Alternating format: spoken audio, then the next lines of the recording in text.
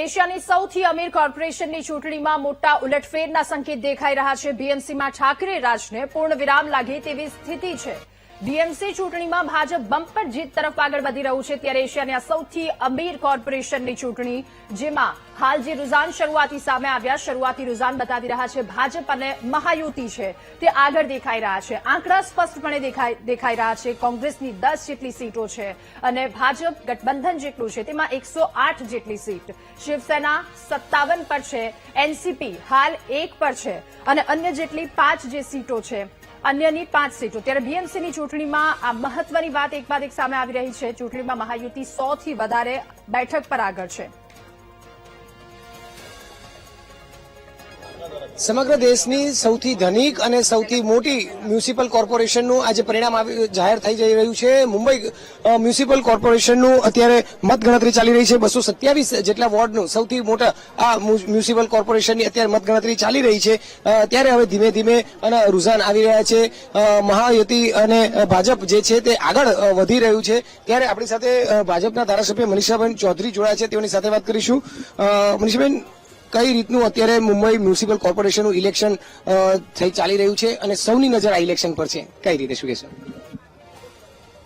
મુંબઈ મહાનગરપાલિકાના 227 વોર્ડનું ઇલેક્શન છે.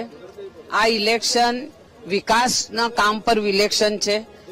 આ ઇલેક્શન વિકસિત ભારતના શિલ્પકાર, દેશના વડાપ્રધાન આદરણીય નરેન્દ્રભાઈ મોદીજીનું છે.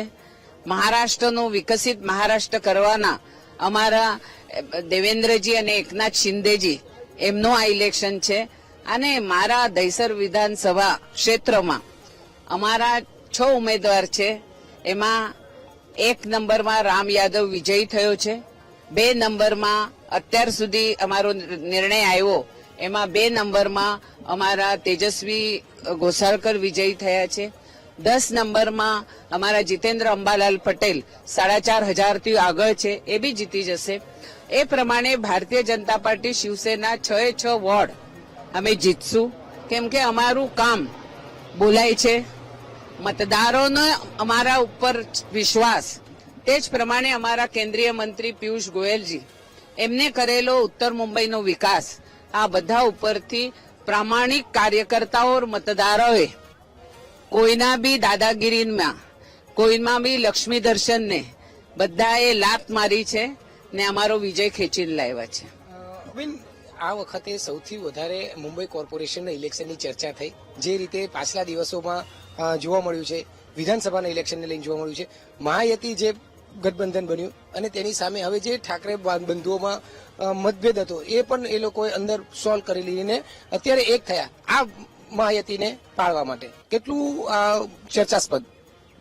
જો જે ભાઈઓ એકબીજાના મોઢા જોતા નહોતા, જે ભાઈઓ એકબીજાની કેસેટ લગાવતા હતા, એ ભાઈઓ મરાઠીના મુદ્દા પર બે સાથે આવ્યા. પણ જનતા જનાર્દન ભાવિક થઈ નહીં. જનતા જનાર્દનને જાત પાત, ધર્મ, બોલી ભાષા આના ઉપર વોટ આપ્યા નથી. જનતા જનાર્દને જે વોટ આપ્યા તે વિકાસમાં વોટ આપ્યા છે. જે મહાઆઘાડીએ નરેટિવ લોકસભાના ઇલેક્શનમાં ચલાવ્યો, આ